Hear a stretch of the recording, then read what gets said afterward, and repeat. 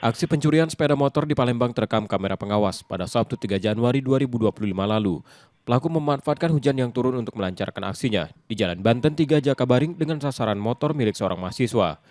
Saat kejadian, korban tengah berada di kamar kos lantai 2. Motor diparkir tanpa kunci tambahan sementara pagar kos dalam kondisi terbuka sehingga memudahkan pelaku beraksi.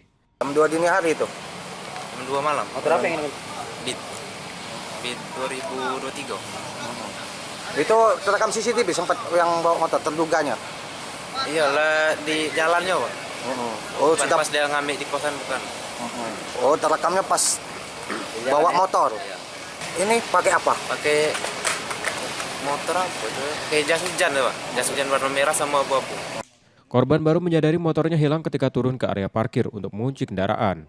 Aksi pencurian berlangsung cepat dan luput dari perhatian karena suara tertutup rintik hujan. Sudah diterima laporannya oleh SPKT Polrestabes Palembang terkait adanya laporan curanmor yang terjadi di Jalan Banten di Kos Budi.